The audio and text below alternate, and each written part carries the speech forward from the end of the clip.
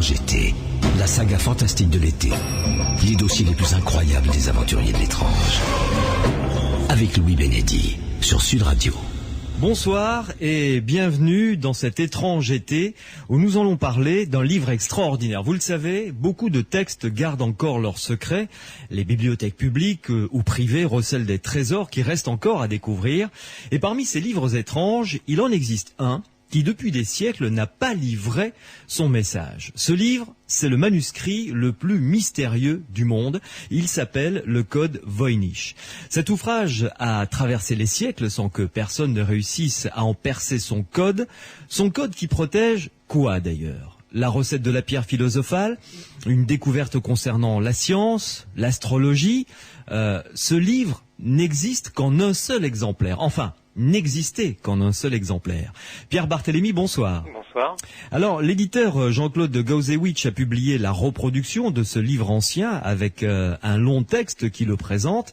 Vous êtes l'auteur de ce texte, une quarantaine de pages environ. Vous êtes journaliste au Monde dans la rubrique des sciences. Qu'est-ce qui vous a, vous, mis en relation avec cet éditeur, ou plutôt, qu'est-ce qui a fait que vous êtes retrouvé un jour dans cette aventure? C'est extraordinaire, d'un zodiaque fabuleux, très joli. Et l'auteur de l'article qui accompagnait ces photographies demandait, c'était une espèce d'appel au peuple, demandait à tous les lettrés du monde si ça leur disait quelque chose, ce zodiaque, parce que ça faisait partie, comme vous le dites, du livre le plus mystérieux du monde. Ouais. Il voulait savoir un petit peu si on pouvait trouver des équivalences pour donner une idée de l'époque à laquelle ce zodiaque avait été composé et de l'endroit où il aurait pu être créé.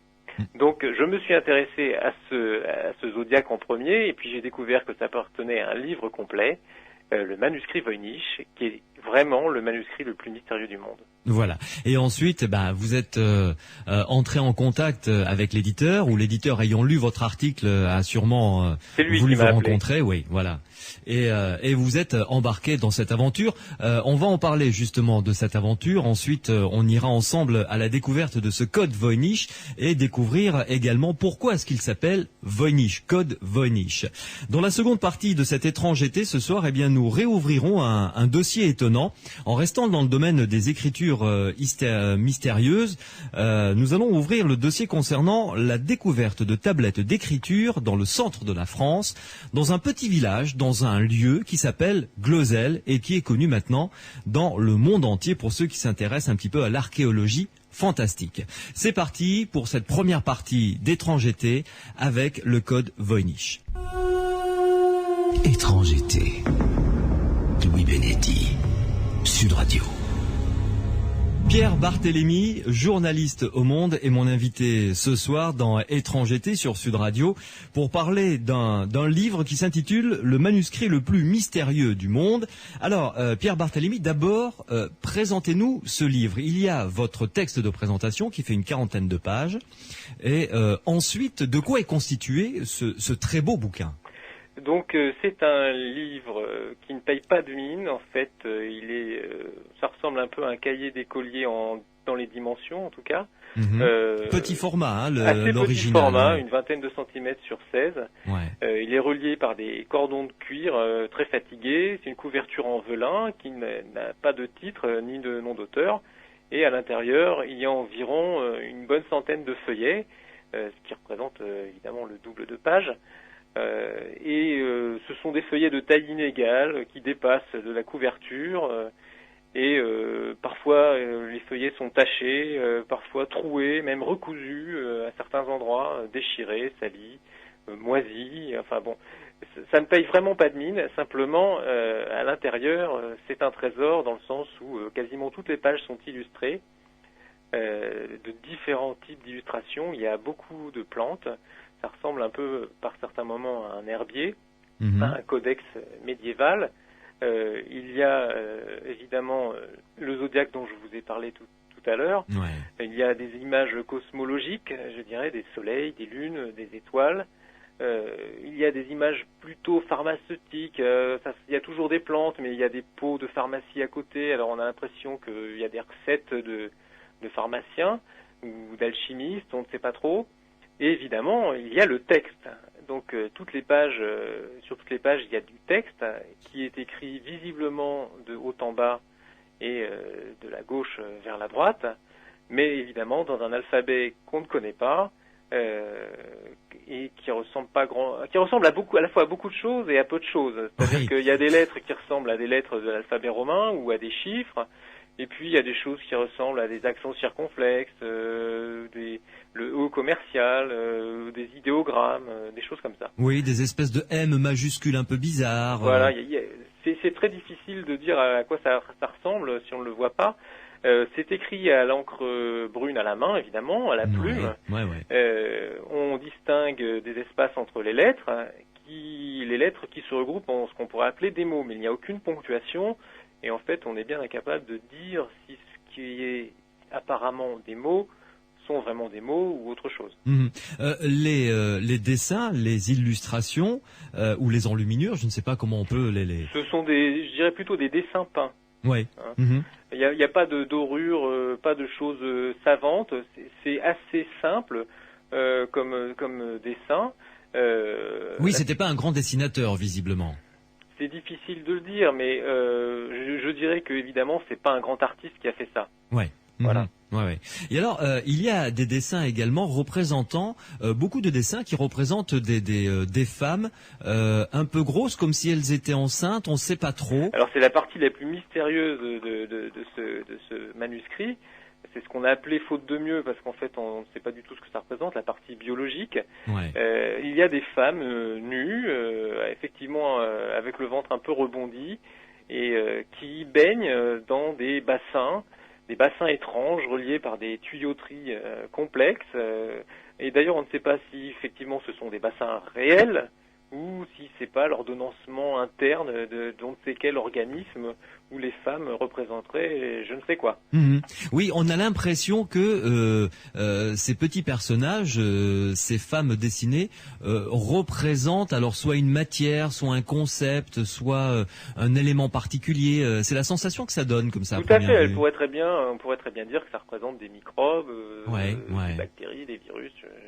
Je ne sais quoi. Il y a beaucoup de gens qui ont vu effectivement dans ces représentations comme des coupes anatomiques d'organes, les bassins figurant des organes coupés, les tuyauteries figurant, je ne sais pas, beaucoup de gens ont vu des appareils génitaux féminins, des ovaires, des trompes de Fallope, des choses comme ça. Ouais.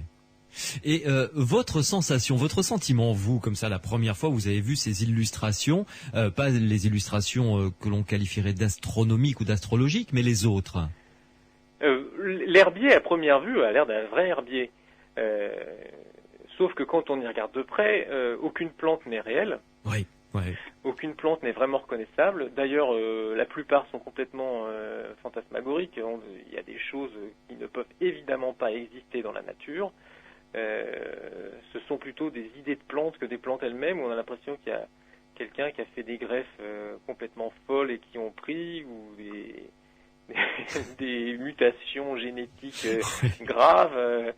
Donc, alors, évidemment, on peut toujours essayer de rapprocher ces plantes de quelque chose qu'on a déjà vu ou qu'on connaît, mais je pense que c'est le principal piège du manuscrit, c'est justement d'essayer de le rapprocher de quelque chose de connu. À part le zodiaque, où là on reconnaît les signes du zodiaque, même si certains sont représentés de façon étrange, il n'y a pas de référence à quelque chose de connu ou de réel. Ouais, on est toujours à la limite du connu et du fantastique, hein. C'est toujours très ambigu. Je dirais que c'est plus qu'ambigu, c'est très habile. Oui, c'est vrai. Tout à fait. Et alors, la réalisation, pour parler de livres donc auquel vous avez participé, qui est publié chez l'éditeur Jean-Claude Gauzewitsch, a été elle-même une aventure. Ça ne s'est pas fait en une journée. Ça s'est fait en beaucoup de temps. Il nous a fallu beaucoup de patience parce que quand j'ai écrit l'article dans Le Monde en 2000, évidemment, à l'époque, le manuscrit Voynich n'était pas numérisé. Et ce que nous voulions faire avec Jean-Claude Gauzewitsch, c'était publier l'intégralité des pages de ce manuscrit pour que ce manuscrit, qui est actuellement conservé dans une bibliothèque à l'université de Yale aux États-Unis, puisse enfin être accessible à tout le monde. En fait, quand on regarde bien dans toute son histoire, le manuscrit Voynich a toujours été réservé à très très peu de gens.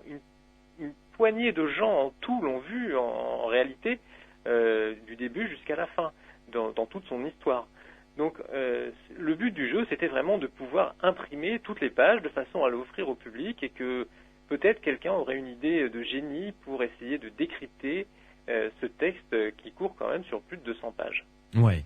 Et tout à fait à la fin de ce livre qui est grand format, vous l'avez publié. Oui, c'est un beau livre. Ah oui, tout à fait. C'est un très très beau livre, une très belle idée de cadeau entre parenthèses. Vous avez publié en les regroupant sur une page 4 folios par 4 folios. Vous avez évidemment gardé l'ordre chronologique des pages, bien entendu. Oui. Mais je note une chose, on y reviendra bien entendu après dans le courant de cette émission. Les quelques dernières lignes, vous les avez publiées en beaucoup plus grand. Alors Elles ont été publiées en beaucoup plus grand, pardon. Oui, tout à fait. Alors les dernières pages du livre, effectivement, il n'y a que du texte et nous avons décidé d'en mettre 4 par page au lieu de 1 ou 2 par page. Ouais. Parce qu'effectivement, comme il n'y a pas d'illustration, c'est un peu moins intéressant. À l'exception de la dernière page, tout simplement parce que les 2 lignes et demie de texte qui figurent sur cette page sont différentes des autres, en ce sens que l'auteur a mixé l'alphabet, notre alphabet, avec son alphabet plus ou moins inventé, et il y a des choses qui ressemblent à du latin. Donc c'est pour ça qu'on les a un peu grossis pour que les gens puissent voir ce qui est écrit, étant donné que de toute façon, là aussi, c'est sujet à interprétation et même à controverse. En fait, selon certaines hypothèses, la clé du code, la pierre de Rosette, ce serait ça, quoi. Selon la première hypothèse qui a été formulée, effectivement, il a fallu partir de ces 2 lignes et demie finales. Ouais. Et alors, chose intéressante, quand le manuscrit a été acheté finalement et a été connu par le grand public, il y avait une lettre à l'intérieur. Voilà, donc quand Monsieur Voynich, qui donne son nom au manuscrit, achète ce livre en 1912 en Italie, il trouve une lettre à l'intérieur, une lettre en latin qui date du XVIIe siècle, de 1666, et qui raconte un petit peu l'histoire l'histoire en tout cas de ce livre au XVIIe siècle. Et on comprend que l'auteur de cette lettre envoie le livre à Athanasius Kircher, qui était un spécialiste des langues, en lui disant essaye de le déchiffrer. Donc, si vous voulez, ce qui est intéressant dans cette histoire, c'est qu'on sait que ce livre part de Prague et qu'il arrive à Rome où se trouve Kircher.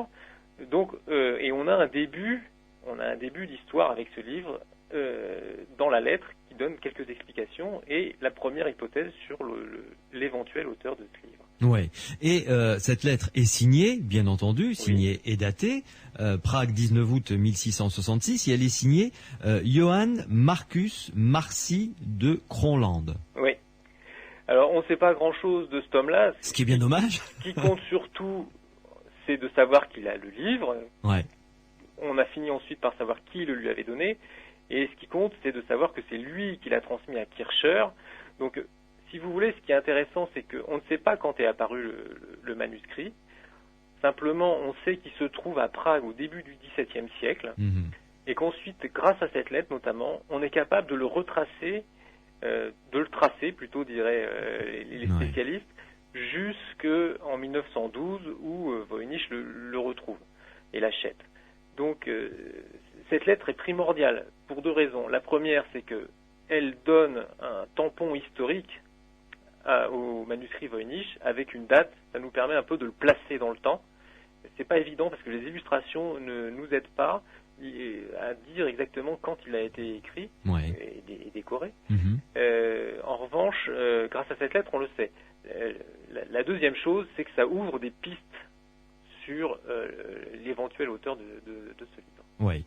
Dernière précision enfin concernant le livre qui est disponible en France dans toutes les librairies, donc sous ce titre, le code Voynich, la reproduction des différents folios, les folios étant les pages de ce manuscrit, sont grandeur réelle ou agrandie?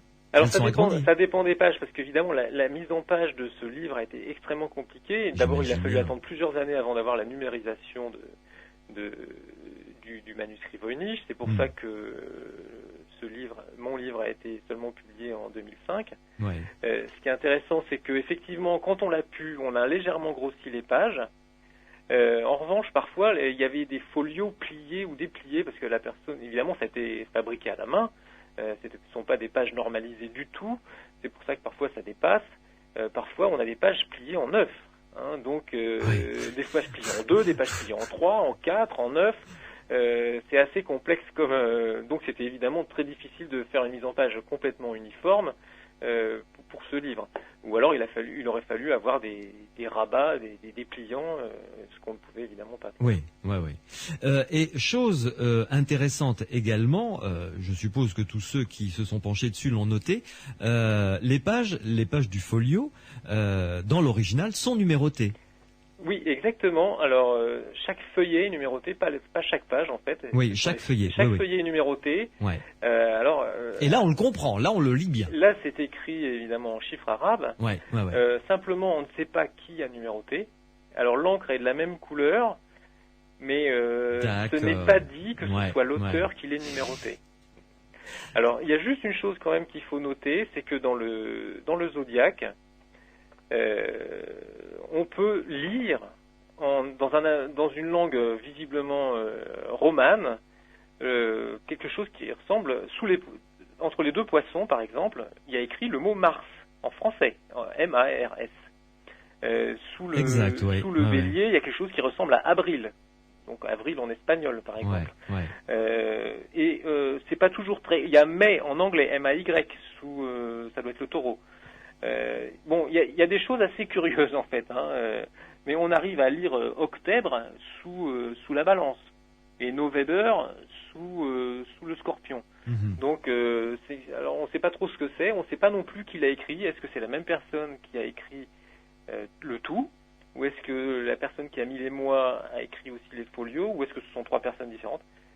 C'est assez difficile de le dire. Ouais, c'est encore plus déroutant, effectivement. Pierre Barthélémy, vous restez avec nous, une pause et on se retrouve dans quelques instants pour entrer de plein pied, cette fois-ci dans l'histoire de ce manuscrit extraordinaire, mystérieux, qui s'appelle maintenant le code Voynich, et l'original repose gentiment à la bibliothèque de l'université de Yale. Étrange été sur Sud Radio continue. Sud Radio vous offre un étrange été avec Louis Bénédy. Pierre Barthélémy, journaliste au Monde, est mon invité ce soir dans Étrange été sur Sud Radio. Il s'occupe des sciences au Monde et, comme ça, tout à fait par hasard, lors d'un de ses articles, lors d'une de ses lectures, il est tombé sur des illustrations contenues dans un manuscrit très ancien qui repose dans la bibliothèque universitaire de Yale aux États-Unis. Ce manuscrit s'appelle le code Voynich et depuis des siècles, personne n'a réussi à comprendre son message pour la bonne et simple raison qu'il est codé. Son texte est tout à fait incompréhensible, mais il recèle en revanche des illustrations assez mystérieuses, tout à fait fascinantes. Et alors, Pierre Barthélémy, vous avez commencé, et c'est bien naturel, le texte qui présente ce code Voynich par raconter l'histoire de cet homme, Wilfried Michal Voynich, qui est à lui tout seul un personnage de roman. C'est-à-dire que quand il découvre le livre, on dirait que c'est un monsieur respectable. Il a une cinquantaine d'années à ce moment-là, en 1912, et il est bouquiniste à Londres, et il passe de temps en temps quelques jours ou quelques semaines sur le vieux continent, aller chercher dans des monastères ou dans des abbayes des vieux livres, dans de très vieilles bibliothèques pour les racheter et ensuite évidemment faire un petit bénéfice en les revendant. Oui.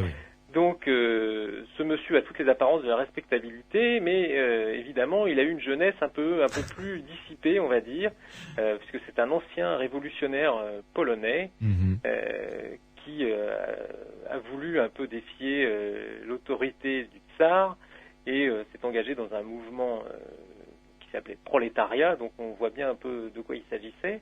Et malheureusement sa carrière de révolutionnaire a été très brève car il était assez vite arrêté à Varsovie Et il s'est retrouvé assez vite en prison et ensuite déporté en Sibérie, et ça se faisait déjà. Ouais.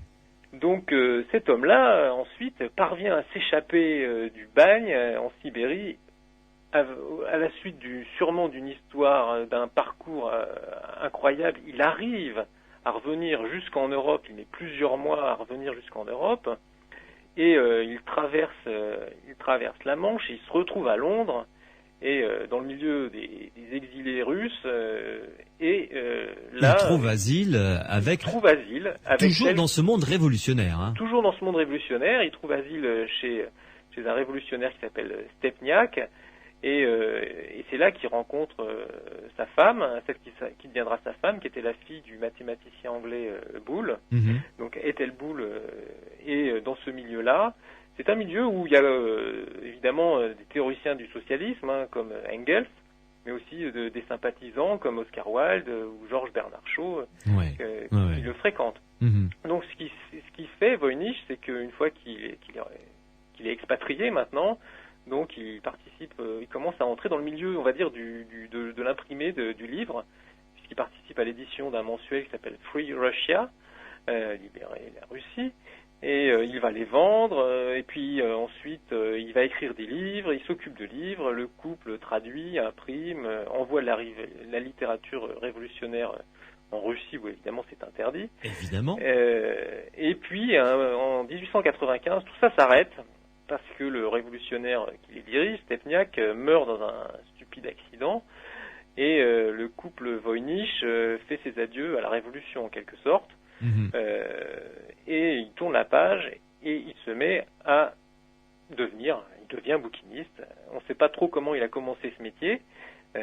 Ni pourquoi il a fait ce métier, mais bon, on peut dire qu'étant dans le milieu du livre, c'était un peu naturel. Tout ce qu'on sait, c'est que il avait beaucoup de contacts avec beaucoup de gens, et que ses expériences un peu mouvementées de son passé, il avait une conception un peu spéciale de la légalité.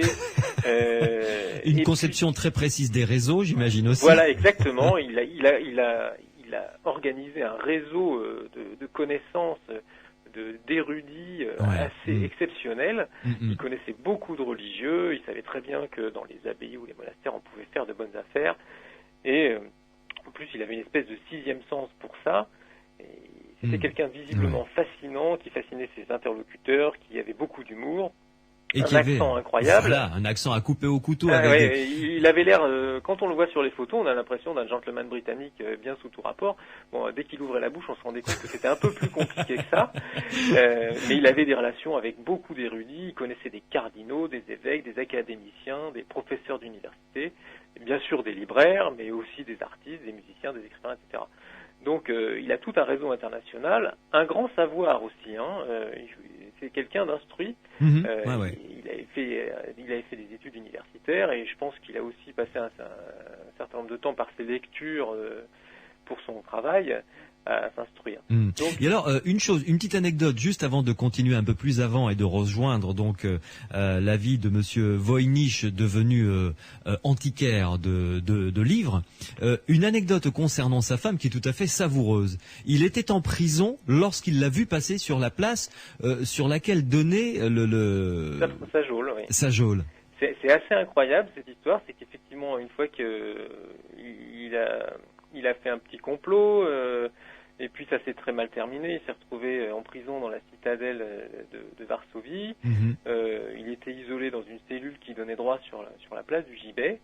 Et un jour, c'était le dimanche de Pâques en 1887, il voit passer une jeune fille blonde sur la place, habillée tout en noir. Et je ne sais pas si elle l'impressionne, s'il la trouve très belle ou quoi. Le fait est que quand il revient à Londres et qu'il tombe sur Ethel Boole, il reconnaît Ethel Boole qui effectivement était bien passée sur la place du Gibet de Varsovie ce jour-là.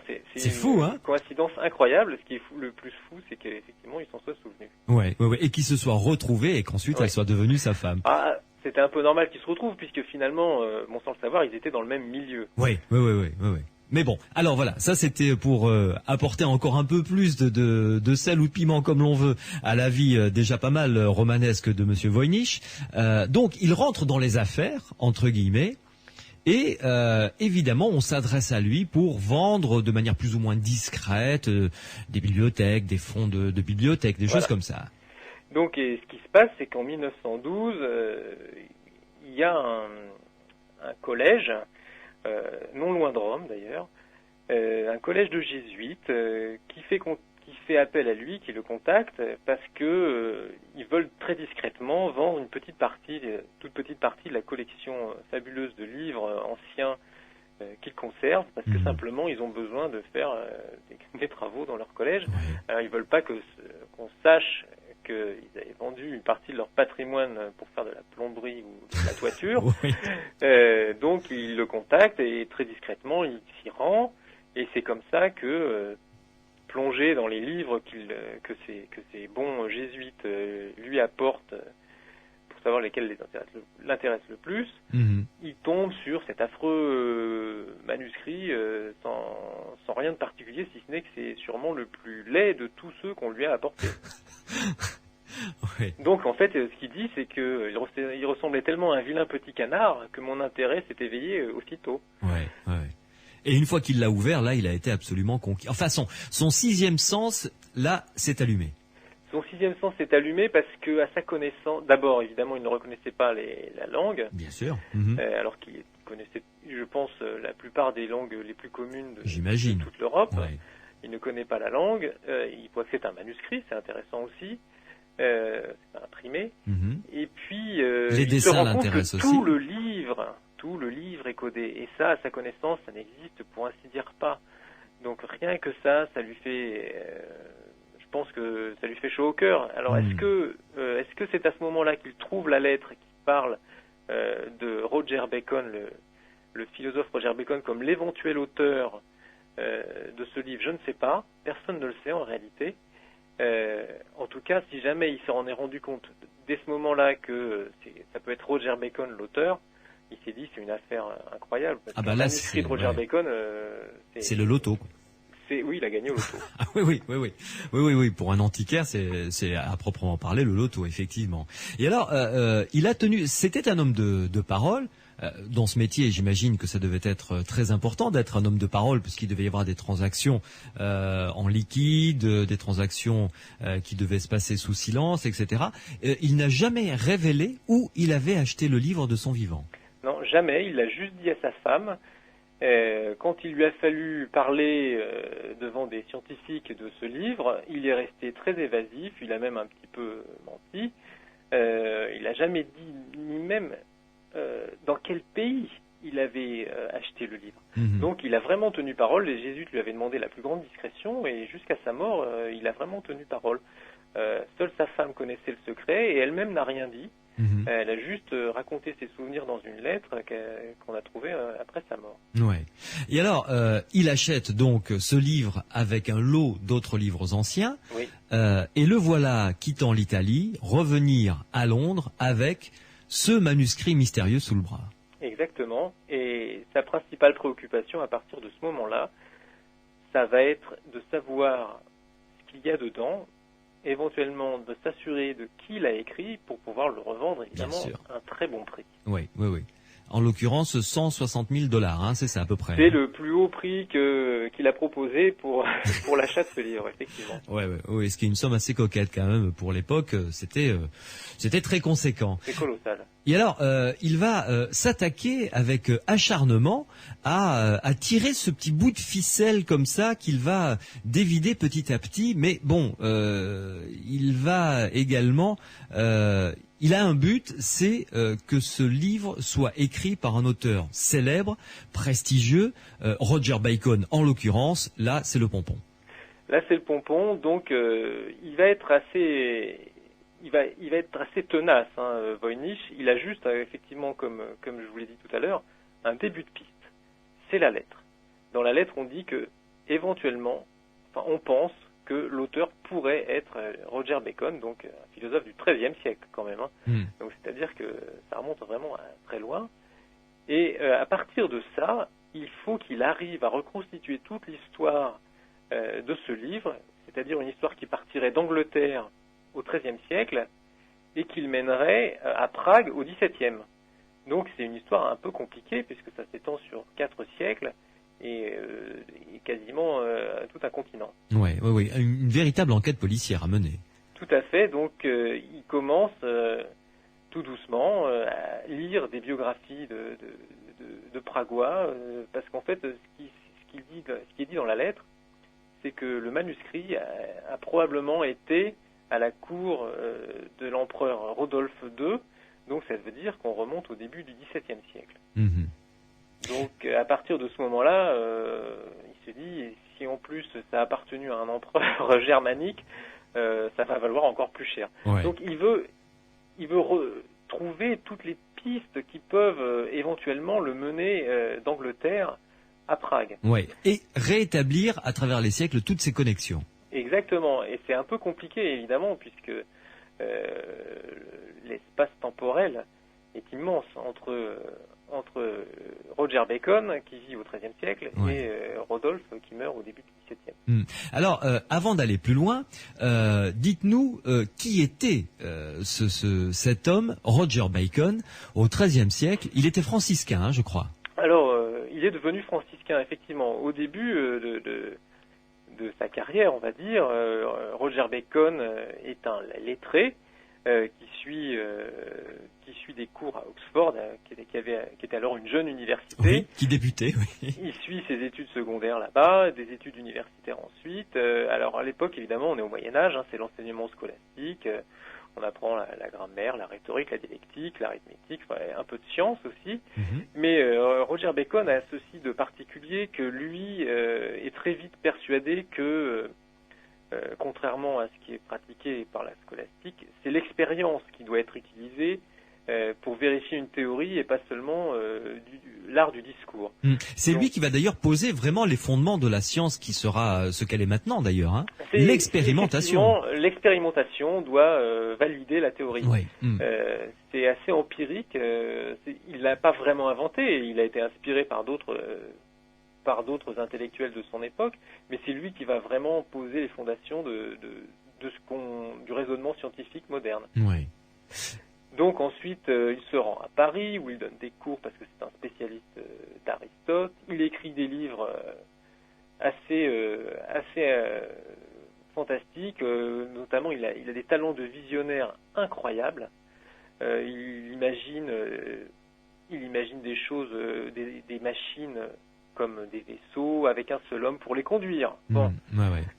Il décrit ni plus ni moins notre monde moderne. Il décrit ce qui ressemble à des voitures. Oui, tout à fait. Oui, mais complètement. Il ressemble à des instruments pour voler.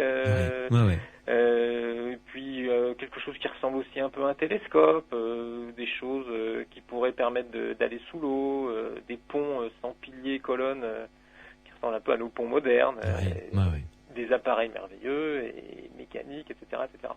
Et attention quand même, ce qu'il faut préciser, c'est que Roger Bacon, c'était un génie, certes, mais doté d'un foutu caractère.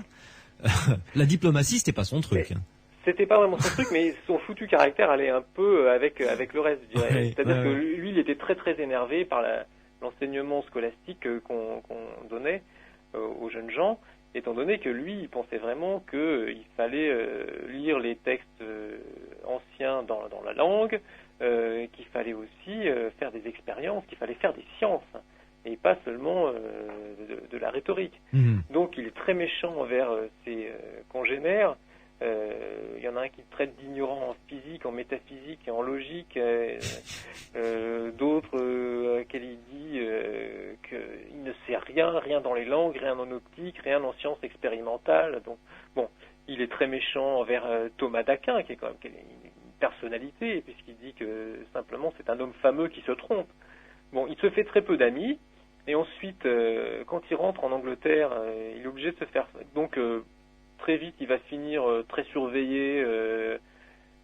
Il va passer en fait quasiment 25 années de sa vie, soit en résidence surveillée, soit en prison. Il est assez méchant. Simplement, la chance de sa vie, si on peut dire ainsi, c'est que malgré l'interdiction qui lui en était faite, il prend contact avec un cardinal français qui s'appelle Guy Fawkes, et il lui propose de réformer la scolastique. avec une espèce de savoir encyclopédique, c'est-à-dire plutôt apprendre des choses plutôt que discuter. Il se trouve que Guy Fawkes va devenir pape sous le nom de Clément IV, et que, alors même que Roger Bacon est en prison, il lui dit « Mais envoyez-moi au plus vite et en secret votre livre, votre encyclopédie », qui n'est à ce moment-là pas écrite. Et grâce à cette protection papale, Roger Bacon va pouvoir écrire 3 livres, 3 opus qui sont ni plus ni moins que les ancêtres de l'encyclopédie.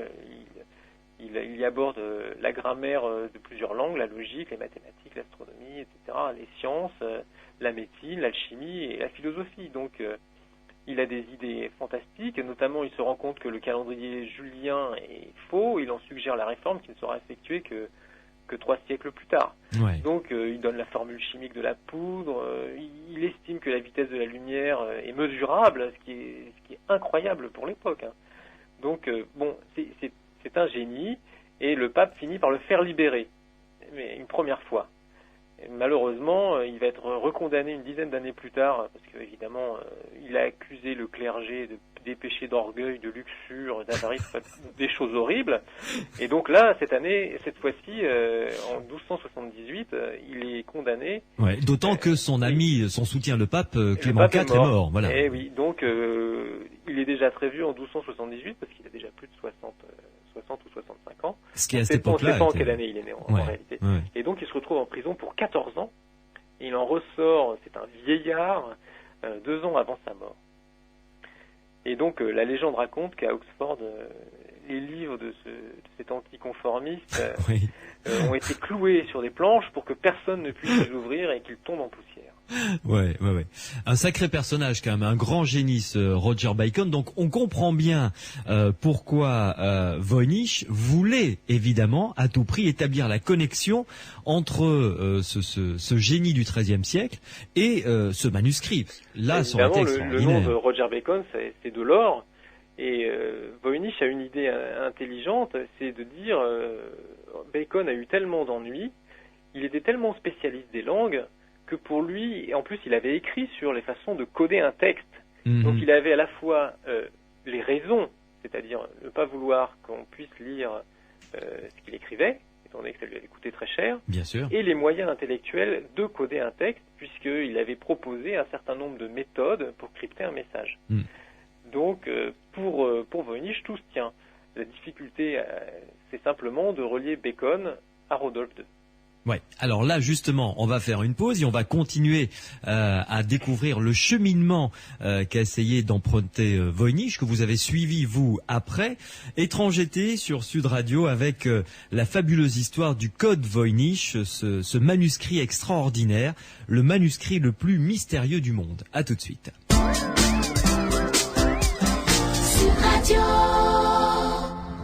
Sud Radio vous offre un étrange été avec Louis Bénédy.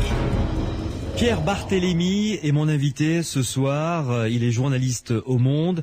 Il a écrit une très longue préface d'un livre qui est publié il y a quelques années. Il a été publié en 2005, je crois. À la Toussaint 2005. Voilà, en 2005, donc qui s'intitule Le Code Voynich. C'est la reproduction exacte d'un manuscrit qui est à l'université de Yale. Il est entreposé là-bas. Un manuscrit extrêmement mystérieux, célèbre de par les dessins qui s'y trouvent à l'intérieur, des dessins tout à fait fascinants de plantes, d'organismes assez fantasmagoriques, de zodiaques également. Et donc l'éditeur Jean-Claude Gauzewitsch a eu la très bonne idée de reproduire ce manuscrit, le Code Voynich, et Pierre Barthélémy en a fait la présentation. Il est avec nous ce soir sur Sud Radio. On a parlé de Roger Bacon. Alors, Voynich, celui qui a acquis en 1912 ce manuscrit, fait tout pour que il trouve la preuve que c'est Roger Bacon qui l'aurait écrit et codé au XIIIe siècle. Il l'a codé exprès pour ne plus avoir d'ennui avec l'Église. Il a fait pas mal de dizaines d'années de prison à cause de ses prises de position. C'était un génie extraordinaire. Maintenant, il continue à progresser et là, ça l'amène vers une autre piste. Donc ça l'amène vers une autre piste, toujours anglaise évidemment, puisqu'il faut réussir à trouver le lien entre l'Angleterre et Prague. Donc il tombe, Roger Voynich, sur un personnage du XVIe siècle qui s'appelle John Dee, qui est d'une certaine façon un peu la réincarnation de Bacon en moins génial, évidemment, en ce sens où lui aussi il est étudiant, il étudie non pas à Oxford mais à Cambridge, il se passionne lui aussi pour les sciences et surtout les mathématiques. C'est un très grand mathématicien, puisqu'on le retrouve ensuite à Paris, qui donne des cours sur les éléments d'Euclide, et il préfacera d'ailleurs la première édition des éléments d'Euclide en anglais. Et c'est un chercheur, il est fasciné aussi par Bacon. Alors lui aussi va passer un tout petit peu de temps en prison parce que Marie Tudor le met en prison sous prétexte qu'il a dressé son horoscope, et à l'époque on pouvait l'accuser de sorcellerie pour moins que ça. Donc heureusement il en sort très très rapidement.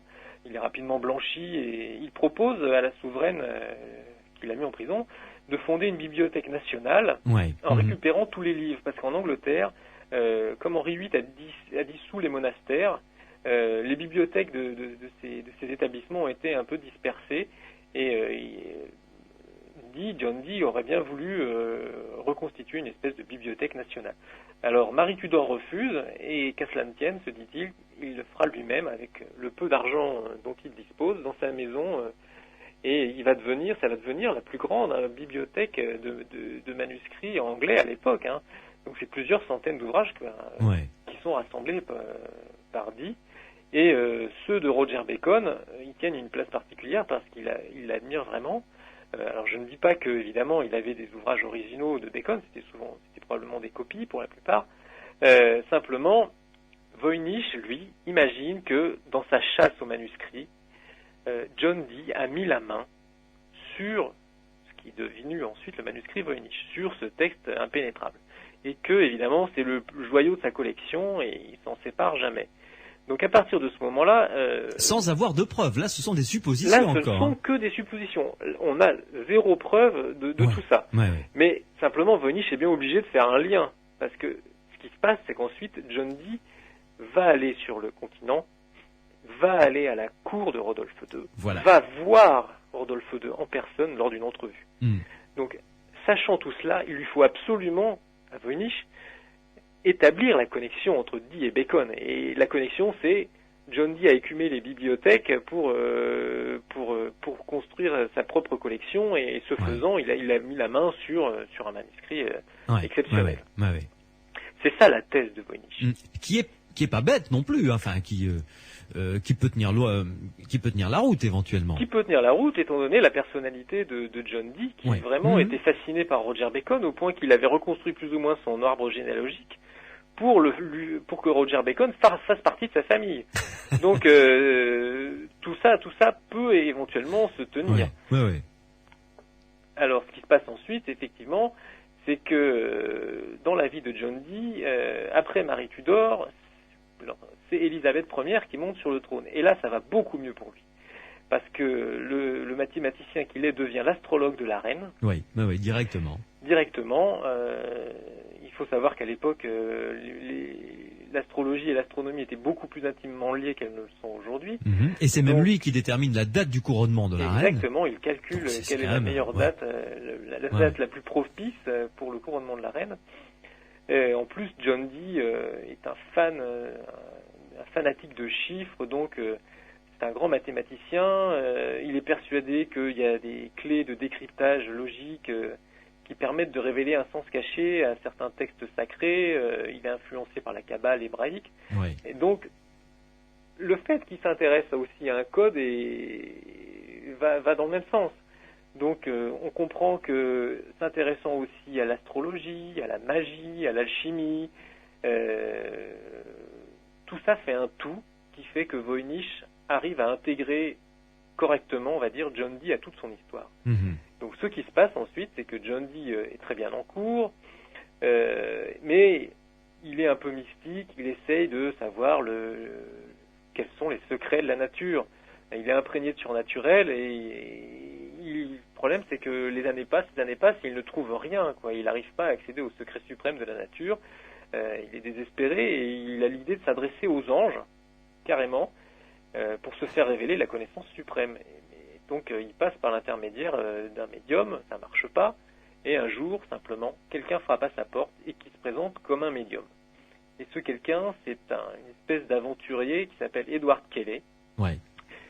qui n'est pas un idiot, qui n'est pas un idiot du tout. Il a des notions d'alchimie, il sait probablement le latin et peut-être un peu de grec.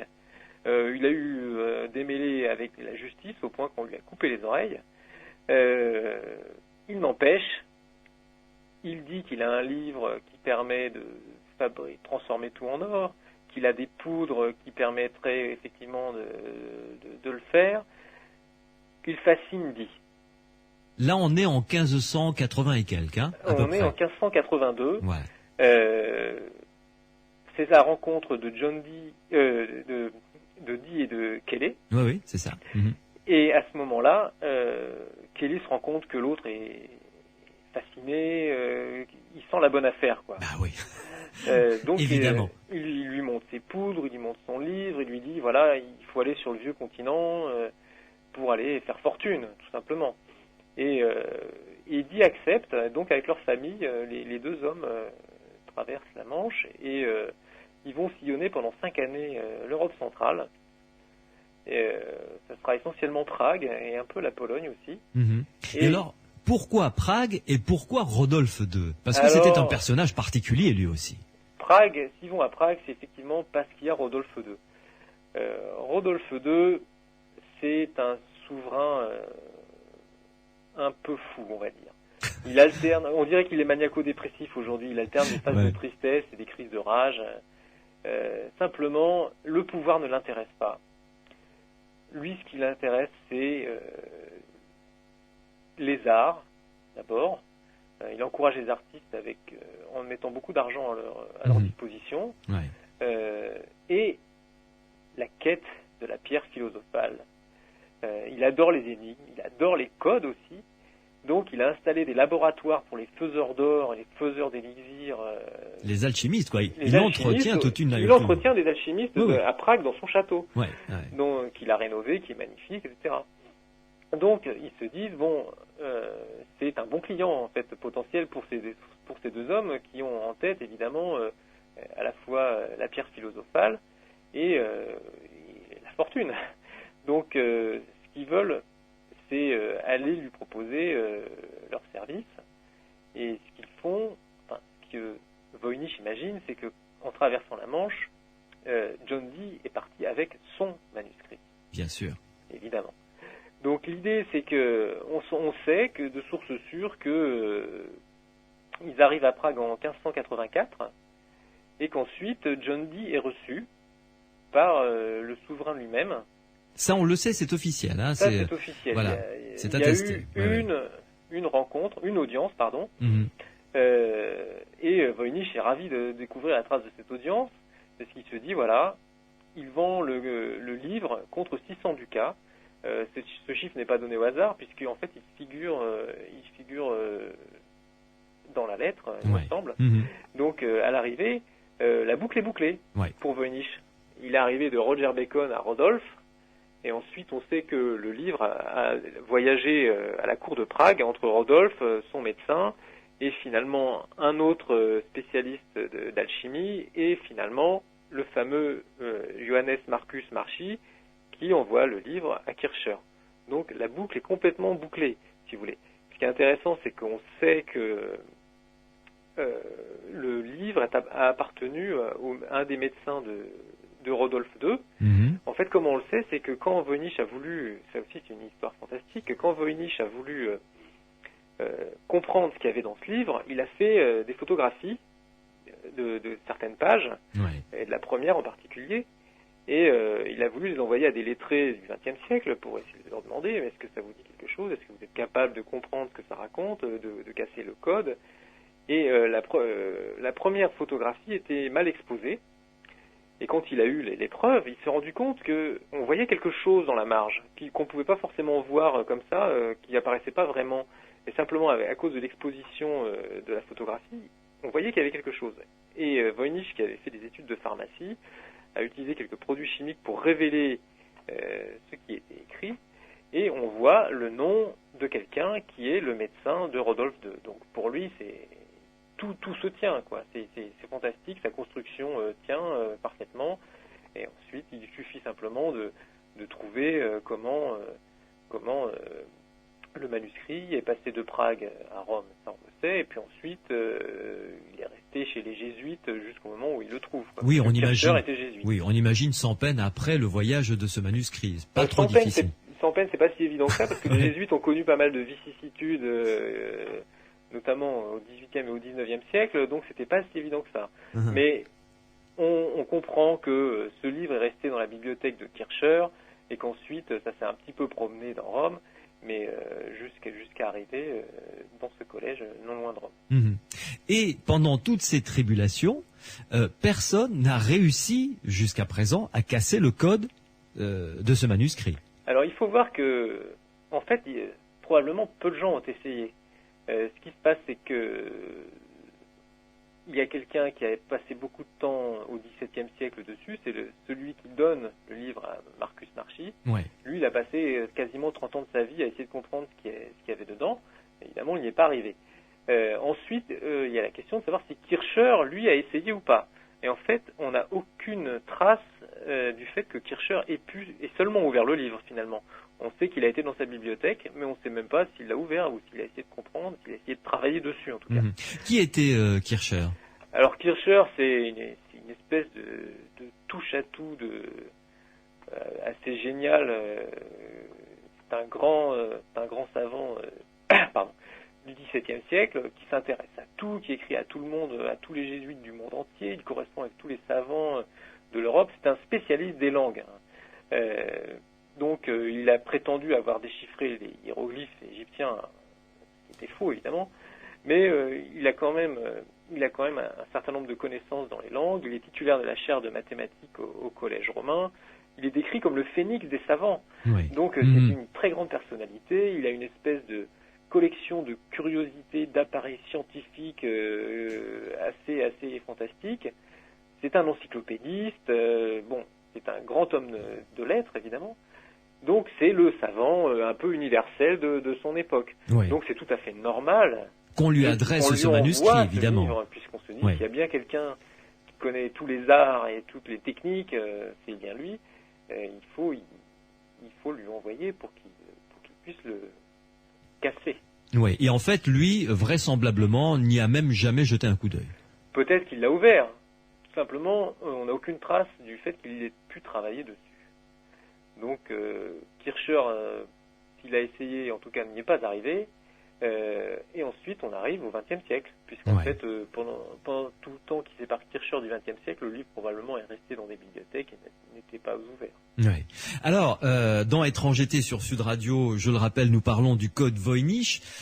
Pierre Barthélémy, journaliste au Monde, nous dresse le portrait des différents personnages entre les mains desquels le livre est peut-être passé, on n'en est pas sûr. Il y a quelques certitudes malgré tout. Roger Bacon, on n'en sait rien du tout.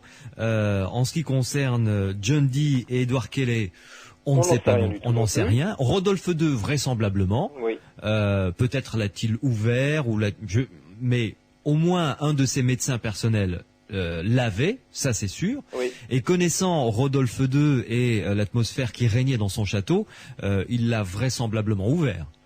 On peut le penser.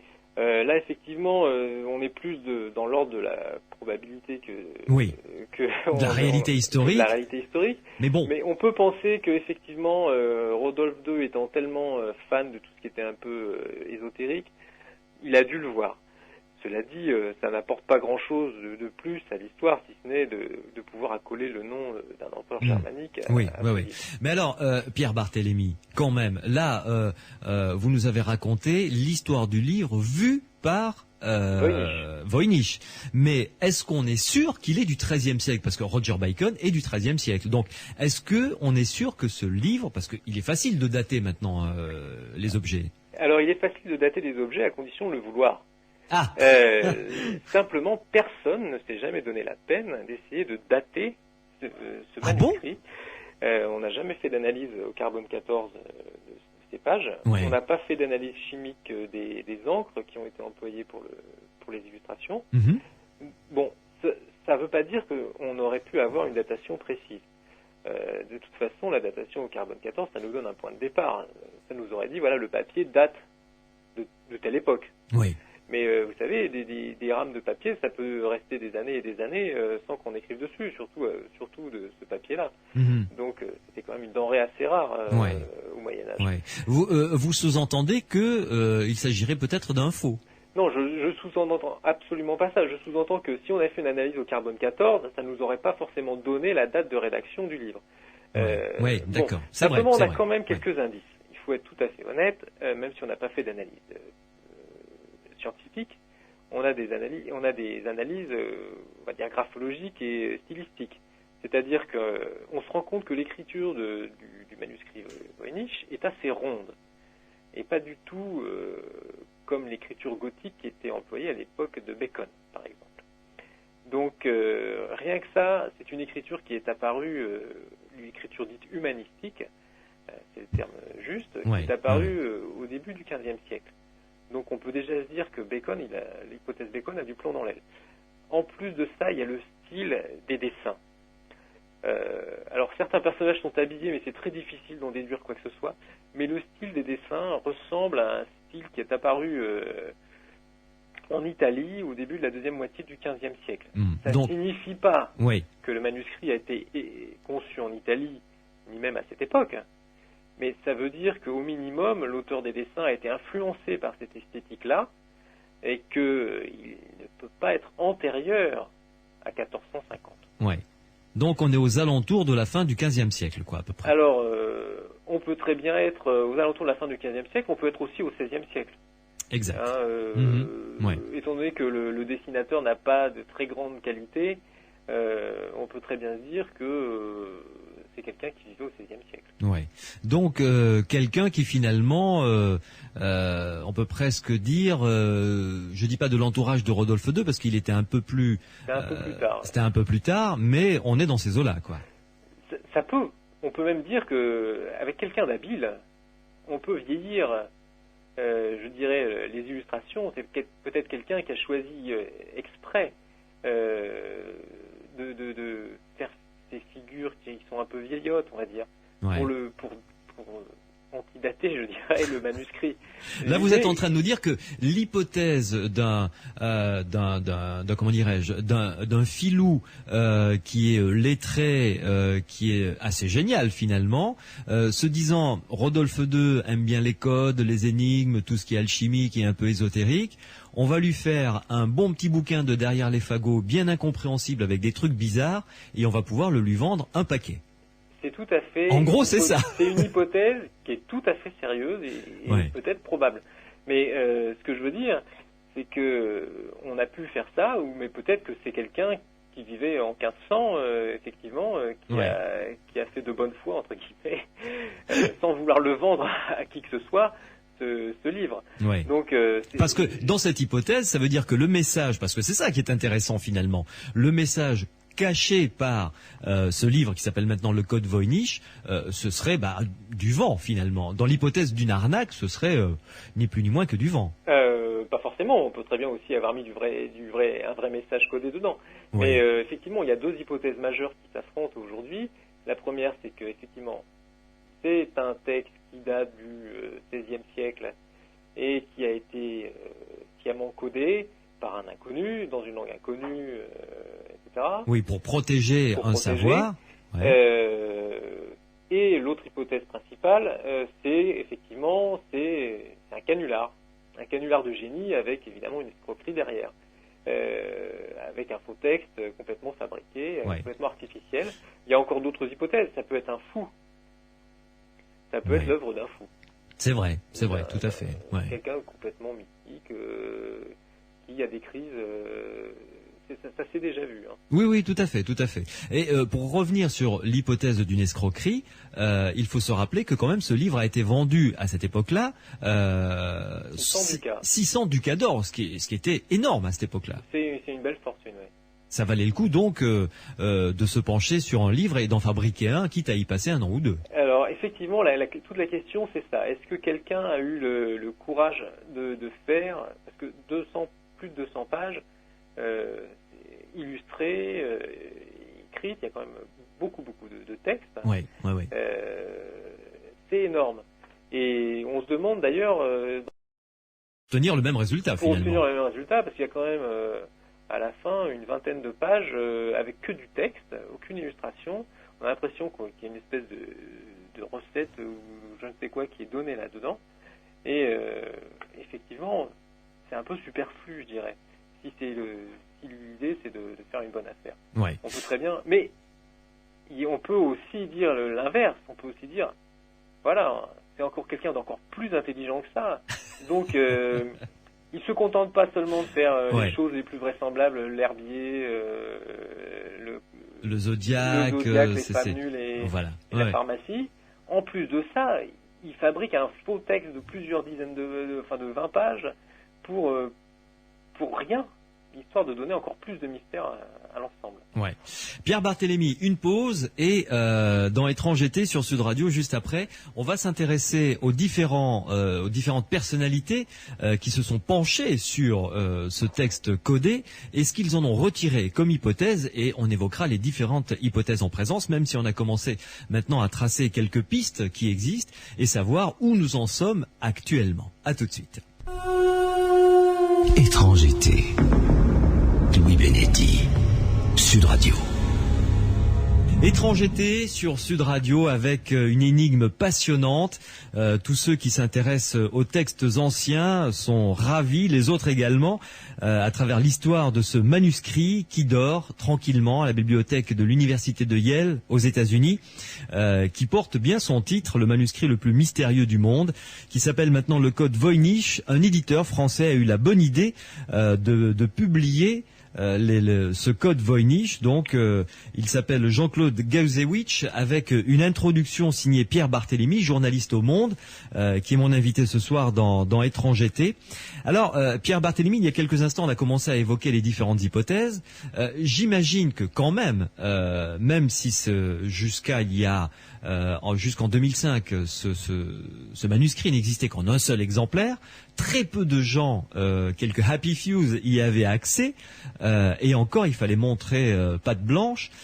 Là maintenant, il est disponible à tout un chacun, puisque grâce à cet éditeur, on peut se le procurer, ce manuscrit, dans toutes les bonnes librairies. Il y a de grands mathématiciens ou de grands spécialistes du code qui se sont penchés sur cette énigme. Alors, ce qui est assez amusant, c'est que Voynich, lui, quand il a ce manuscrit, il veut absolument savoir ce qu'il y a dedans, parce que ça l'aiderait à le vendre. Bien sûr. Si on pouvait avoir la confirmation que c'est Bacon, l'auteur. Donc, ce qu'il fait, c'est qu'il en fait des photographies, comme je vous l'ai dit tout à l'heure, et il les envoie à plusieurs spécialistes, à plusieurs intellectuels de son époque. Et c'est ainsi qu'en 1919, un professeur de philosophie qui s'appelle William Newbold, qui travaille à l'université de Pennsylvanie, reçoit trois reproductions trois pages, trois copies du texte, et dont la dernière page. C'est-à-dire la page où il y a des caractères romains qui se mélangent avec des caractères du texte qu'on appelle maintenant l'alphabet Voynich. Et donc Newbold imagine tout de suite que cette dernière page est la clé du code. Ce n'est pas du tout un spécialiste du chiffrage, du chiffre, du cryptage. Donc c'est pas grave. Il se lance dans l'aventure et il se dit voilà, Roger Bacon est l'auteur du manuscrit. Il part de ce postulat. Ensuite, il se dit bon, Bacon était intelligent, il connaissait plusieurs méthodes de codage. Je vais mélanger tout ça. Et il établit une technique incroyable, un système incroyablement complexe de cryptage et de décryptage, évidemment, puisque les deux vont ensemble. Ouais. Bien plus complexe qu'évidemment que tout ce que Bacon aurait pu utiliser à son époque, mais il ne s'en rend absolument pas compte. Et puis après, une fois qu'il a fait ça, il retourne regarder les dernières lignes, et puis il s'aperçoit que la graphie des lettres est bizarre. Ça lui semble pas fluide. Chaque caractère a l'air composé de plusieurs petits coups de plume, séparés les uns des autres. Donc il prend sa loupe, il totalise tous les coups de plume, il en trouve sur les 2 lignes et demie. 1300 signes. Alors, il transcrit tout ça de l'alphabet grec à l'alphabet latin, et puis il passe tout ça dans sa moulinette de déchiffrement qu'il a mise au point avant, avec des étapes compliquées. Donc pour les 2 lignes et demie, il lui faut des mois et des mois. Ouais. Mais simplement, il fait quelques autres pages du manuscrit et il se dit c'est magnifique, c'est Bacon. Il appelle Voynich et lui dit voilà, vous aviez raison, c'est bien Bacon. Et alors Bacon est joyeux comme c'est difficile d'imaginer.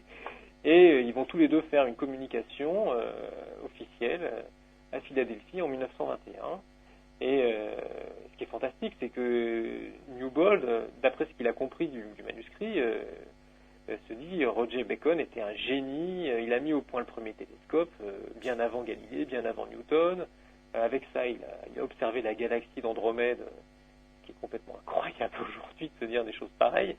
En plus, selon lui, évidemment, toujours, Bacon avait inventé le microscope, oui. Et il se passionnait pour l'anatomie, et il dit, voilà, la partie qu'on appelle biologique, celle où on comprend le moins les choses, ça représente en fait des ovules, des spermatozoïdes, des ovaires. Qu'aurait observé Roger Bacon au XIIIe siècle, après avoir inventé le microscope. Exactement. Ouais. Ce qui est proprement fabuleux, oui, d'accord. C'est quasiment des coupes de cellules, comme on peut faire en classe de sciences naturelles. Ouais. Donc voilà, Voynich est aux anges, il dit que Newbold mérite le prix Nobel, et malheureusement, les 2 hommes meurent, l'un après l'autre, Newbold en 1926 et Voynich en 1930. Et Voynich meurt persuadé que Bacon est l'auteur de son livre, et il ne saura jamais, évidemment, la vérité. Que, effectivement, ce n'est pas le cas. Ce qui se passe, c'est qu'après la mort de ces 2 hommes, il y a un cryptanalyste, un spécialiste du chiffrage américain, qui s'appelle John Manley, qui très vite, en 1931, bousille, on va dire, il n'y a pas d'autre mot, toute la belle théorie de Newbold. Oui, qui ne tenait pas vraiment debout quand même. Qui ne tient absolument pas la route, parce qu'en fait, c'était tellement dépendant d'interprétations subjectives. Il utilisait par exemple énormément d'anagrammes. Alors quand on sait qu'avec quelques lettres, on arrive à faire 10 ou 20 anagrammes, on se rend compte qu'avec un texte immense, toutes les interprétations sont possibles. Oui, tout à fait. Donc, il pulvérise le fondement de la théorie de Newbold, d'autant plus qu'il dit, simplement si les lettres ont l'air d'être fabriquées avec plusieurs petits coups de plume, c'est simplement que l'encre s'est craquelée avec le temps. Donc évidemment, le pauvre Newbold, heureusement pour lui qu'il était mort, sa réputation a été mise en lambeaux, qu'il avait vu ça de son vivant. Et ce qui est un peu triste dans tout ça, c'est que l'exemple de Newbold ne va pas servir à tous les autres déchiffreurs. Mmh. Tous vont tomber dans le même piège, c'est-à-dire ils vont y voir ce qu'ils avaient envie d'y voir. Ouais. Rappelez-vous, Newbold était persuadé que c'était Bacon, et donc il a vu dans ce texte la preuve que Bacon avait inventée. Oui, il a cherché toutes les preuves qui le ramenaient vers sur son hypothèse de départ. Ouais. Et donc tous les autres, tous ceux qui vont passer après lui, vont tomber dans le même panneau, parce que c'est ma thèse principale, c'est que ce livre fonctionne comme un test de Rorschach. Vous savez, ce sont les tests que les psychologues ou les psychiatres lisent. Oui. Ce sont les tâches, avec c'est ça ? des tâches. Voilà. Et qu'est-ce que vous voyez dans ces tâches ? Ce qu'ils y voient, et ça, évidemment, ça nous évoque leur propre personnalité. Donc, alors on a un certain nombre de cryptanalystes amateurs qui s'y sont intéressés, qui ont vu des choses toutes les plus folles les unes que les autres. Ouais, comme quoi, par exemple, vous avez quelques exemples à nous citer ? Alors, il y en a un qui voit une espèce de traité gynécologique. Ils sont plusieurs. Hein. C'est assez tourné autour de l'appareil reproductif féminin. C'est quand même assez curieux. Ouais. Ça, c'est une hypothèse qui tient la corde, qui plaît, on va dire. Ça a bien plu dans les années 40. Il y en a un qui dit que c'est un accouchement qui est décrit avec des potions contraceptives à base de plantes. Bon, on essaye de faire un peu ça. Ouais. Bon, ensuite, il y en a un qui voit quelque chose de complètement différent, la description d'une guerre civile en Ukraine. Ah. Voilà, donc lui, il dit que c'est du vieil ukrainien qui est codé. Bon, on se demande un peu pourquoi on aurait codé cette histoire. Et ensuite, il y en a un qui voit un manuel pour le rite cathare. sachant que les Cathares étaient aussi des gens qui avaient été persécutés et qui avaient aussi toute bonne raison de vouloir cacher un texte, et qui vivaient eux aussi au XIIIe siècle. Donc tout ça a été démoli, mais il y a quand même aussi des amateurs. On peut se dire les amateurs se ridiculisent, que font les professionnels. Les professionnels n'ont pas passé leur temps qu'à démolir des hypothèses de ces pauvres amateurs. Ils ont quand même aussi travaillé. Ah, quand même, parce que c'est bien joli de dire ça vaut rien, mais d'accord, mais montrez-nous alors. Alors, les premiers qui ont vraiment travaillé dessus, ce sont des Américains. Des spécialistes du décryptage. Donc là, on est à la fin de la Deuxième Guerre mondiale. Ils ont plus trop de choses à faire. Et puis ils ont utilisé pas mal de manières de crypter les messages pendant la Seconde Guerre mondiale. Ils ont cassé des codes utilisés par les Japonais. Donc c'est un groupe costaud. Et alors ils commencent à faire une analyse un peu scientifique du texte. Donc ils transcrivent tout le texte du manuscrit sur des fiches perforées qui seraient lisibles par une machine IBM de l'époque. Vous imaginez ce que c'est. Ça n'a jamais servi à rien. Ah, d'accord. Mais plusieurs années plus tard, ils ont recommencé, cette fois avec un ordinateur préhistorique. Mais donc ils ont étudié les successions des lettres, ils ont classé les mots, les séquences de mots en fonction de divers paramètres. Ce qui est un bon boulot déjà au moins pour savoir si le texte est structuré. Donc ils ont fait une analyse linguistique, même s'ils ne connaissent pas la langue, on peut quand même faire une analyse linguistique. Ils ne sont pas allés très très loin. Il y en a un, celui qui dirigeait l'équipe, qui pense que en fait c'est un langage complètement artificiel. Et donc évidemment, si on n'a pas de dictionnaire, on ne peut rien comprendre. Donc c'est assez décourageant. C'est-à-dire un alphabet totalement inventé, un langage totalement inventé. Un langage inventé complètement. C'est pas une espèce d'espéranto, c'est une langue synthétique, je dirais. C'est où les lettres et leur ordonnancement traduisent des idées. Comme quand vous allez dans une bibliothèque, vous voyez RP. Qu'est-ce que ça veut dire RP? Ça veut dire roman policier. C'est un peu le même genre de langage qu'ils imaginent. Donc évidemment, sans aucune référence, c'est impossible de comprendre ce qu'il y a dedans. Et qu'effectivement, sans dictionnaire, c'est pas toujours intraduisible. Alors, ce qui est très curieux quand même, c'est que ce texte, quand on a fait son analyse linguistique, on s'est rendu compte d'une chose, c'est qu'il avait quand même des caractéristiques qui ressemblent aux caractéristiques d'un langage naturel. Et là, ça bat un peu en brèche l'idée que c'est du charabia, du faux texte, que c'est un canular. Parce qu'en fait, on se rend compte qu'il y a quelque chose qui s'appelle la loi de Zipf. C'est un monsieur qui s'appelait Zipf, qui était professeur de linguistique à Harvard. Et il s'est rendu compte que quand on prenait un texte, un grand texte, qu'on classait dans un tableau tous les mots de ce texte en fonction de la fréquence. Donc on disait le premier mot, c'était le plus fréquent. Je sais pas, c'est des mots très fréquents. Ensuite, le deuxième mot, c'était le deuxième mot le plus fréquent, etc., jusqu'à la fin. On se rend compte que la fréquence d'utilisation d'un mot est inversement proportionnelle à son rang dans le tableau. C'est-à-dire que le deuxième mot est 2 fois moins fréquent que le premier, etc. D'accord. Et ça, c'est du béton, ça c'est prouvé. Enfin, je veux dire, c'est valable pour toutes les langues. Je l'ai fait avec mon propre texte sur un ordinateur. Et la courbe qui sort de ça est incroyablement linéaire, Donc c'est extrêmement robuste. Et il se trouve que le texte du manuscrit Voynich, si on considère que les mots sont des mots, ça suit la même courbe. Donc ce texte a un sens. Non. Ça peut être aussi un coup de chance. Donc c'est assez curieux.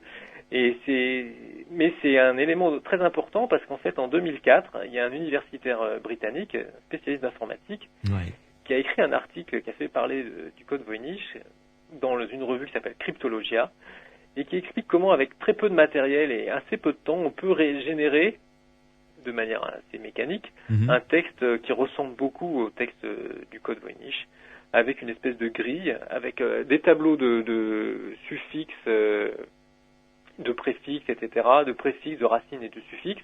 On calque une grille dessus et très vite on prend un préfixe, clac, on la colle à une racine, clac, on la colle à un suffixe, clac, clac, clac, clac, ça fait des mots très très rapidement. Et qui ne veulent rien dire, enfin qui n'ont pas de sens. Qui n'a aucun sens, évidemment. Il a repris les mêmes caractères que le Voynich. À l'arrivée, il a fait ça très vite et il a dit voilà ce que ça donne. Et c'est vrai que quand on l'observe rapidement, on a l'impression que c'est la même chose.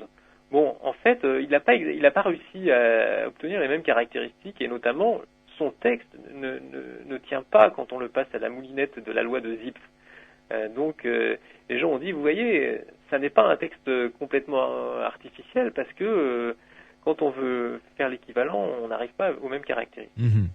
Bon, à l'arrivée, à l'heure qu'il est, personne n'a résolu cette fabuleuse énigme.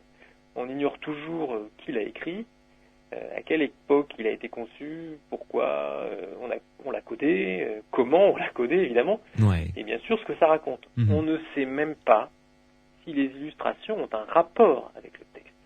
Parce que c'est une des hypothèses aussi, c'est que les illustrations sont là pour nous divertir du texte et que ça n'a aucun rapport avec le reste. Ouais. Mais est-ce que ça se faisait à cette époque-là, quand je dis cette époque, 13e, 14e, 15e, voire même début du 16e siècle, de faire des illustrations ayant aucun rapport avec le texte, ne serait-ce que pour divertir l'œil? C'est peu probable. Non, ça n'existe pas. C'est pas un concept qui a existé, ça. Non, c'est pas vraiment un concept qui a existé. Bon, on code des textes depuis très très longtemps, depuis l'Antiquité. Bien sûr. Donc, on peut jamais savoir ce qui peut se passer dans l'imagination de quelqu'un. Quand vous avez quelqu'un qui fabrique un tel texte, on ne peut pas savoir ce qui lui passe par la tête. Alors effectivement, une des conclusions les plus intéressantes intellectuellement, c'est de dire c'est un canular de génie. Mmh. Mais ça peut être aussi l'œuvre de quelqu'un qui avait vraiment des raisons de cacher ce qu'il pensait et qui utilisait tous les moyens en son pouvoir pour le faire, c'est-à-dire inventer un alphabet, inventer une méthode de cryptage. Si ça se trouve, la solution est plus simple qu'on ne le croit. Mmh. Simplement, c'est vrai qu'on a testé le décryptage avec des langues qui étaient les plus courantes de l'époque, c'est-à-dire le latin, le grec, le français, l'anglais, des choses comme ça. Ouais. Si ça se trouve, c'est un idiome tchèque ou je sais pas quoi, qui a été transcrit avec une méthode assez subtile. Et c'est tout. Ouais. Et c'est tout. Ouais. Voilà. Et finalement, parce que tout ça fait barrage à la découverte de ce que ce texte raconte finalement. Et si, comme on le pense à travers les illustrations, à travers également le fait que quelqu'un a pris la peine d'acheter du papier, de le faire relier, de faire un livre, ce qui à cette époque-là était quand même quelque chose qui ne se faisait pas, qui n'allait pas de soi. C'est donc soit une connaissance, un savoir scientifique de cette époque-là, qui n'aurait plus cours maintenant parce que désuet? C'est possible. Simplement, faut bien se rappeler que à l'époque, on pouvait vite passer pour un hérétique. Ah, complètement. Qu'on pouvait vite finir sur le bûcher. Oui. Il faut se rappeler que en 1600, Giordano Bruno finit sur le bûcher parce qu'il pense des choses qui sont en contradiction avec le dogme. Mmh. Donc, on peut très bien se dire que même si ce livre a été fabriqué aux alentours de 1600, voire avant, si quelqu'un avait vraiment des pensées qu'il avait envie de transmettre éventuellement à quelqu'un ou de noter sur le papier parce que il les trouvait intéressantes, mais qu'il avait peur pour sa vie, il avait toutes les raisons de coder un texte. Oui, on a vu ce qui a failli arriver à Galilée, de toute façon. Voilà, donc Galilée a failli suivre le même chemin que Giordano Bruno, donc effectivement, c'est pas complètement idiot. Mmh. Effectivement aussi, il y a une bonne raison de dire, vous avez raison de dire que ce texte aujourd'hui paraîtrait sûrement désuet. Évidemment, les connaissances scientifiques ont énormément évolué, et même si c'est un chercheur de l'époque qui a voulu cacher ses découvertes, probablement que ça n'a plus beaucoup d'intérêt pour nous aujourd'hui. Sauf si c'est le livre qui révèle comment se fait la pierre philosophale. Alors bon, moi j'irais peut-être pas jusque-là, parce qu'évidemment je suis journaliste scientifique, donc j'ai assez peu de raisons de croire que cette pierre existe. Mais effectivement, peut-être que la personne le croyait, elle, croyait avoir trouvé quelque chose qui ressemblait à ça. Oui, et cela suffisait finalement. Comment ? Et cela suffisait finalement. Oui, effectivement, ça aurait pu suffire. Il suffit de croire qu'on a trouvé quelque chose d'important pour avoir envie de le cacher. Mmh. Ouais. Finalement, Pierre Barthélémy, pour conclure cette heure un petit peu plus que nous venons de passer ensemble, que retirez-vous de cette expérience, vous, parce que vous ne l'avez jamais eu entre les mains, l'authentique, le vrai manuscrit, celui qu'on appelle maintenant le Code Voynich, parce que il n'a pas de nom ni d'auteur. Alors non, il a un nom officiel, c'est MS 408. Oui, ce qui est pas très poétique ni mystérieux. Scott, c'est son nom de code, on va dire, à l'université de Yale. Donc je ne suis pas allé à l'université de Yale pour le voir, d'autant plus que il faut au moins un peu montrer patte blanche pour le voir. Il est abîmé, il est en mauvais état, en plus, ils sont assez énervés, les gens de l'université, de tous les fans. Il y en a quand même si le manuscrit est assez peu connu en France, aux États-Unis c'est un peu plus connu. Et il y a des fans qui demandent régulièrement à le voir, alors qu'eux n'aiment pas trop le manipuler parce qu'il est fragile, et puis ils n'aiment pas perdre du temps. Avec des gens. Oui. Je sais que quand ils sont obligés, quand ils donnent leur accord pour le faire. Ça se passe très très vite, c'est-à-dire que vous avez quelqu'un qui arrive avec des gants, qui vous pose le manuscrit devant vous, vous n'avez pas le droit de le toucher évidemment, et qui tourne les pages, vous avez 30 secondes par page, et puis on tourne la page, voilà, ça y est, vous l'avez vu, vous êtes content, vous pouvez repartir. Ouf, donc j'ai pas fait le voyage juste pour ça. Mais ce qui est intéressant maintenant, c'est que tout le monde peut avoir, soit sur internet, soit avec le livre que nous avons fait, l'accès aux illustrations, aux pages, et puis ce que dit l'éditeur, Jean-Claude Gavier, je dis qui sait, peut-être que un jour mon téléphone sonnera ou je recevrai une lettre et quelqu'un me dira j'ai trouvé, grâce à votre livre, j'ai trouvé tout ou partie de ce qui est contenu dans le manuscrit. C'est peut-être des recettes de confiture. C'est peut-être des recettes de confiture. Des tisanes. Je plaisante, mais pourquoi pas après tout? Pourquoi pas? On n'en sait rien. Ça peut être l'œuvre d'un fou aussi. Donc, quelqu'un qui pense que sa confiture est très importante pour l'avenir de l'humanité et qui en code la recette pour les temps futurs. En tout cas, il n'en reste pas moins que c'est toujours le manuscrit le plus mystérieux du monde. Personnellement, je n'en connais pas d'autres.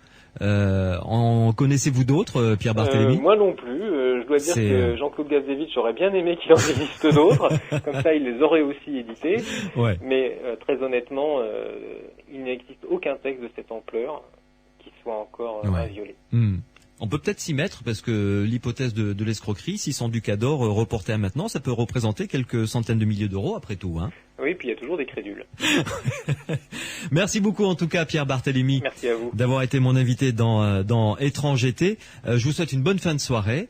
Et puis si un de nos auditeurs ou auditrices réussit à casser ce code, je vous tiens informé bien entendu. Étrange été. Louis Benetti. Sud Radio. L'écriture, on l'a bien vu à travers le Code Voynich, est le moyen qu'a trouvé l'homme pour laisser une trace de son savoir, de son histoire ou de ses secrets. Encore faut-il être capable pour ceux qui viennent après de pouvoir lire, comprendre les lettres, la structure des phrases, leur sens. Alors, à Glozelle, dans le centre de la France, du côté de Vichy, une découverte tout à fait surprenante fut faite au début du XXe siècle, au début du XXe siècle. Des tablettes avec une écriture inconnue ont été mises à jour. Alors, si la datation des tablettes est exacte, ce serait la plus ancienne écriture de notre humanité. Glozelle, un dossier passionnant que nous avions déjà ouvert et que je vous propose de réouvrir avec la revue belge Cadat et deux de ses rédacteurs, Patrick Férine et Jacques Gossard. C'est la fin d'Étrange été. À partir de la semaine prochaine, nous entrons de plein pied dans la 3e saison des Aventuriers de l'étrange. On se retrouvera désormais tous les vendredis soirs et les samedis soirs entre 23h et 1h du matin. Et nous aborderons toujours avec grand plaisir, je le sais, toute une série de dossiers mystérieux, étranges et tout aussi passionnants. Si vous avez des témoignages à apporter à cette émission, émissions, les aventuriers de l'étrange, eh bien écoutez, je vous invite à me les envoyer soit par courrier. Vous écrivez les aventuriers de l'étrange, Sud Radio, 4 place Alphonse Jourdain, 31 071 Toulouse CEDEX. Vous pouvez nous envoyer un email, je les consulte tous les jours. Il s'agit de benedi@sudradio.fr, benedi@sudradio.fr. Benedi s'écrit BENHEDI. Ou encore, vous pouvez nous appeler au 0826 300 300 et nous laisser un message sans nous oublier évidemment votre numéro de téléphone pour que je puisse vous rappeler dans la boîte vocale des aventuriers de l'étrange. Bonne nuit à l'écoute de la rediffusion des programmes de Sud Radio et à la semaine prochaine.